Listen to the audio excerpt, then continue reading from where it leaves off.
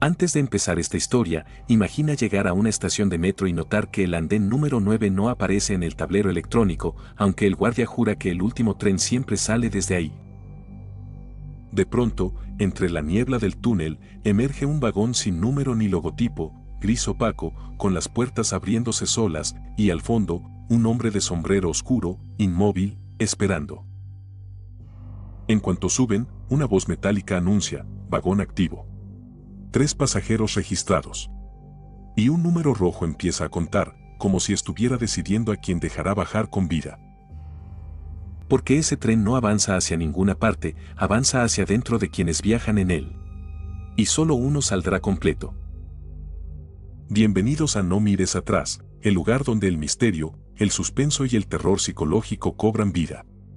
Si disfrutas las historias que te harán dudar de la realidad y te mantendrán al borde del asiento hasta el último minuto, suscríbete al canal, activa la campana y acompáñanos en cada nuevo relato. Ahora sí, apaga las luces, ponte cómodo, y recuerda, si alguna vez subes a un tren que no reconoces, y ves un número rojo contando en silencio, baja en la siguiente parada. Aunque el vagón insista en que aún no pueden bajar. Mateo Salgado lo supo en cuanto revisó el tablero, la pantalla marcaba destinos conocidos, pero el andén número 9 no figuraba en ninguna parte. ¿Seguro que es aquí?, preguntó Rebeca Torres. El guardia lo señaló, respondió Mateo, aunque no estaba convencido. Héctor Linares miró alrededor, la estación estaba casi vacía, demasiado para ser viernes por la noche. Un traqueteo metálico, lento, arrastrado, y el tren emergió del túnel sin anuncio previo. Sin logotipo, sin número visible, vagones antiguos de un gris opaco que absorbía la luz. Ese no es un modelo en servicio, murmuró Héctor. Las puertas se abrieron solas con un silbido seco. Subamos, dijo Mateo, si no es, nos bajamos en la siguiente. Rebeca dudó, no me gusta, este tren no suena normal. Pero subieron. El interior estaba limpio, demasiado limpio, asientos alineados, luces blancas fijas, y al fondo, un único pasajero, un hombre mayor de sombrero oscuro, inmóvil. Las puertas se cerraron sin aviso. El tren arrancó con un tirón suave. Mateo miró su reloj, 11:59 de la noche. El último tren del día no aparecía en los horarios oficiales. ¿Escucharon el anuncio?, preguntó Rebeca. No hubo ninguno, respondió Héctor. El tren aceleró más de lo normal. Mateo caminó hasta la puerta que conectaba con el siguiente vagón e intentó abrirla, estaba cerrada desde afuera. Rebeca miró por la ventana, no había estaciones, no había luces, solo un túnel interminable. El reloj de Mateo seguía marcando 11:59, sin avanzar. El hombre del fondo se levantó y caminó hacia ellos con pasos firmes y silenciosos. ¿Es su primer viaje?, preguntó el hombre con voz grave. ¿Primer viaje a dónde?, exigió Héctor. ¿En este vagón? Sí, sonrió él. Rebeca retrocedió, queremos bajarnos. El hombre negó, todavía no. Aún están completos. El tren se sacudió con violencia, las luces parpadearon por primera vez. Una voz anunció, vagón activo. 3 pasajeros registrados. El hombre volvió a su asiento. Ahora sí, murmuró. Comenzó el trayecto. El túnel se abrió y delante de ellos apareció algo imposible, otra estación, idéntica a la que acababan de dejar. Mateo comprendió con horror que no estaban avanzando. Estaban repitiendo. Y el tren no tenía intención de detenerse. La estación idéntica pasó frente a las ventanas y desapareció, el tren no redujo la velocidad. Eso no es posible, dijo Héctor, acabamos de salir de ahí. No salimos, respondió Mateo. Nos quedamos dentro. Rebeca intentó abrir la puerta de emergencia, nada, ni alarma, ni resistencia. No hay sistema de seguridad, dijo. Es como si este vagón no estuviera diseñado para evacuarse. No lo intenten, dijo el hombre. El vagón se cierra cuando completa el cupo. ¿Cupo de qué?, enfrentó Mateo. De personas que aún no entienden. Eso siempre tarda un poco. Las luces se enfriaron. Atención pasajeros. Duración estimada del trayecto, variable, anunció la voz. Variable según qué, rió Héctor, nervioso. Según ustedes. El tren volvió a sacudirse, pero esta vez por dentro. Me falta el aire, dijo Rebeca. Mateo la sostuvo, pero el alivio no llegó. No es ansiedad, dijo ella. Es como si algo me estuviera quitando espacio por dentro. Sobre la puerta sellada apareció una luz roja con un número, 3, ese es el conteo, dijo el hombre. Siempre empieza igual. ¿Empieza qué? La selección. Primera revisión en curso. El número parpadeó y Rebeca sintió un mareo brutal. Mateo, no recuerdo cuándo subimos. Sé que vine contigo, pero no recuerdo haber llegado a la estación. A mí me pasa algo parecido, admitió Héctor. El vagón empieza por lo superficial, dijo el hombre. Luego va más hondo. ¿Y tú?, exigió Mateo. ¿Qué te quitó a ti? El hombre sonrió con tristeza. El tiempo. El número parpadeó inestable, 3, 2, 3 otra vez, y el tren desaceleró por primera vez, señal de que uno de ellos estaba a punto de quedar atrás. El vagón crujió, las luces temblaron, y el túnel se llenó de rostros reflejados, inmóviles, expectantes, pegados a la oscuridad.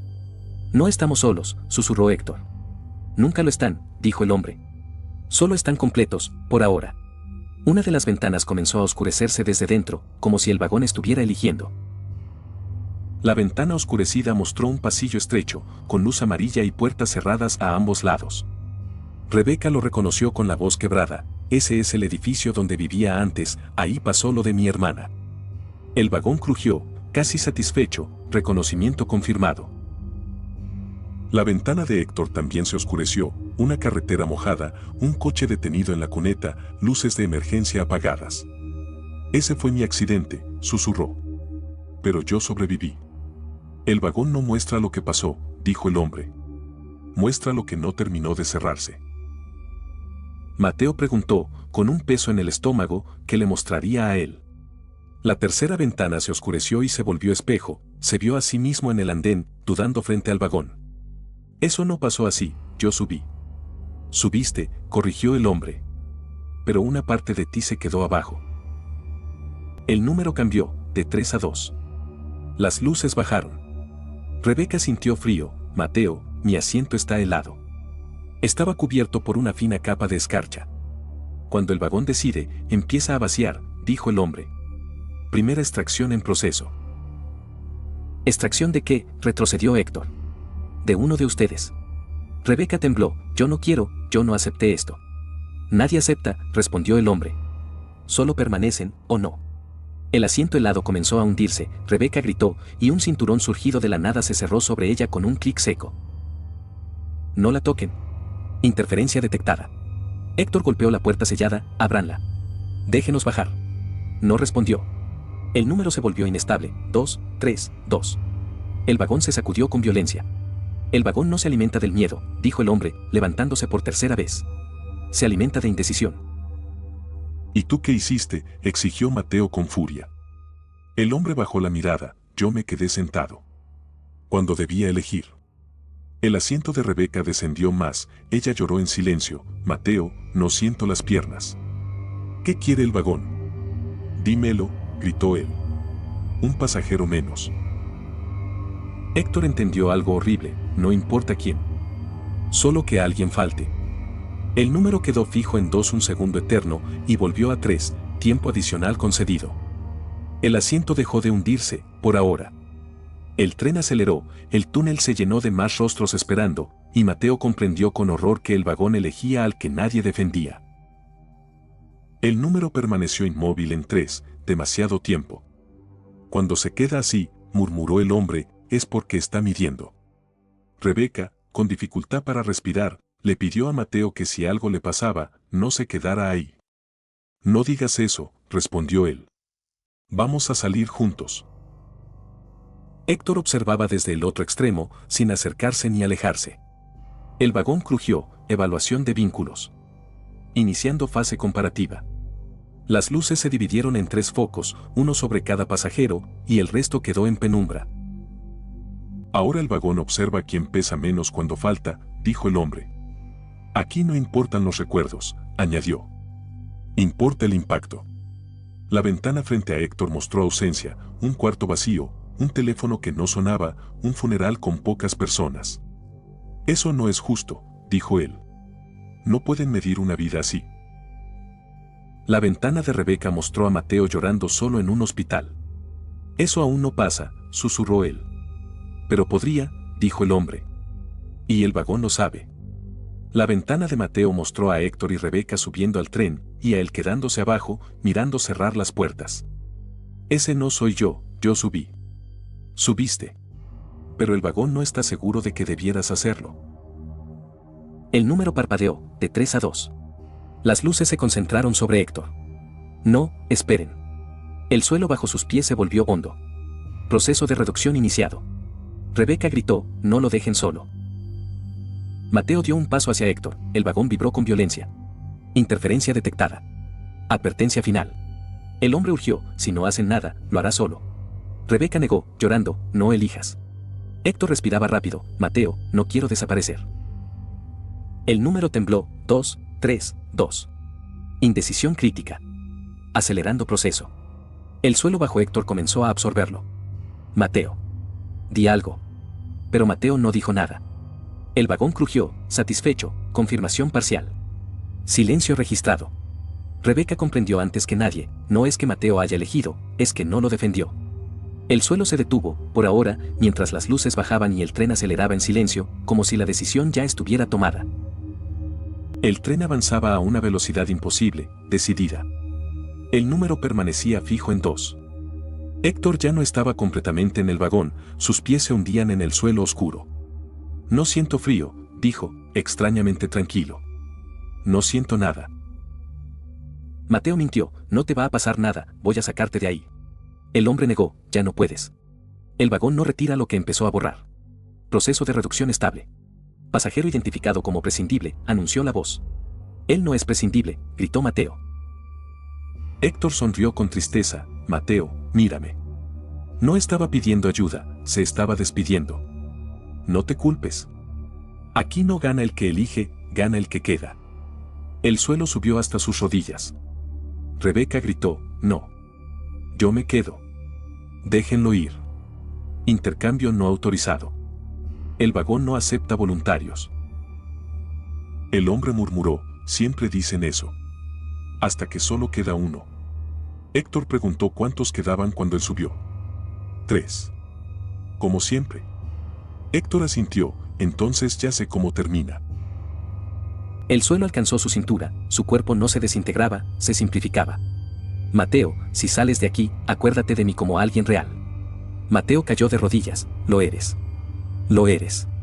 El número parpadeó una última vez, de 2 a 1. Las luces se estabilizaron, el vagón dejó de crujir, el suelo se cerró suavemente. Donde estuvo Héctor no quedó nada, ni marca, ni hueco, ni recuerdo físico. Solo espacio. Reducción completada. Trayecto optimizado. Lo mataron, dijo Mateo. No, corrigió el hombre. Lo hicieron innecesario. El tren entró en un túnel más oscuro que todos los anteriores. El silencio posterior fue más violento que cualquier sacudida. Mateo y Rebeca, separados por apenas 2 asientos, parecían estar en vagones distintos. El número seguía encendido en 1. Eso no puede ser correcto, susurró ella. Seguimos siendo 2. Para ustedes sí, dijo el hombre. Para el vagón, no. Fase final activada. Evaluación del pasajero restante, anunció la voz. Rebeca sintió un mareo inmediato. Mateo, no siento el suelo. Sus pies ya no tocaban completamente el piso, no se hundían, no flotaban, simplemente no estaban del todo ahí. El vagón se iluminó solo en torno a ella, el resto quedó en sombras. Pasajero sin anclaje suficiente. Impacto residual bajo. Rebeca entendió antes que Mateo, soy yo. Para el vagón, yo peso menos. Él negó con desesperación, no digas eso. El hombre cerró los ojos, siempre queda uno que sobrevive. Y uno que sostiene. No quiero desaparecer como Héctor, dijo Rebeca. No quiero que me olviden. Mateo avanzó hacia ella, no lo permitiré. Interferencia no autorizada. Advertencia. El suelo frente a él se volvió rígido, impenetrable. Mateo se detuvo. Rebeca respiró hondo, escúchame. No es que yo no importe, es que tú importas más. Él lloró, eso no es una elección justa. Nunca lo es, respondió ella. Pero alguien tiene que quedar para salir, y alguien para que el vagón se calme. El hombre murmuró, así fue conmigo. Rebeca preguntó quién fue el otro, él no respondió. El número parpadeó, 1, 0, 1 otra vez. Inestabilidad. Resolución inmediata requerida. Rebeca dio un paso atrás, no cayó, el aire la sostuvo, como si el vagón ya la estuviera reclamando. Mateo, prométeme algo. Lo que quieras. Cuando bajes de este tren, no vuelvas a mirar atrás. Mateo gritó su nombre. La luz alrededor de ella se volvió blanca, vacía. Pasajera reasignada. Equilibrio alcanzado. El número quedó fijo en 1. Cuando la luz se disipó, Rebeca ya no estaba. No hubo grito, ni caída. Solo un asiento vacío, todavía tibio. Mateo cayó al suelo. El tren desaceleró por primera vez desde que empezó todo. Ahora entiendes, dijo el hombre, acercándose. El vagón no mata. ¿Entonces qué hace?, preguntó Mateo con odio. Decide quién puede seguir viviendo sin romper la ruta. El tren comenzó a frenar, a lo lejos apareció una estación real, iluminada. Última parada. Mateo se levantó con dificultad, ¿y tú? ¿No bajas? El hombre negó, yo ya pagué. Ahora soy parte del trayecto. Las puertas se abrieron con un suspiro largo, y antes de bajar, Mateo escuchó la voz por última vez, pasajero final autorizado. Mateo descendió al andén, las puertas se cerraron, el tren se perdió en el túnel, y el número desapareció. Mateo quedó solo. Vivo. Pero incompleto. El andén estaba vacío. No desierto, expectante.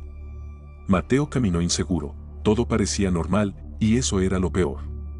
Miró su reloj, 12:01 de la mañana. El tiempo, por fin, avanzaba. Rebeca, susurró, y su voz se perdió sin eco. Caminó hasta la salida, las puertas automáticas se abrieron sin resistencia. Afuera la ciudad seguía viva, autos, semáforos, gente que no sabía nada. Se apoyó contra una pared y respiró hondo. Había salido. Había sobrevivido. Entonces lo sintió. No fue un recuerdo, ni tristeza. Fue un peso nuevo, ajeno, asentándose lentamente en su pecho. Se llevó la mano al corazón, no terminó.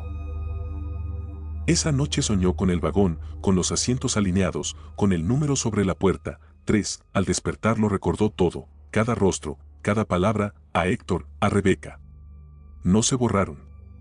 Eso también era parte del castigo. Los días pasaron.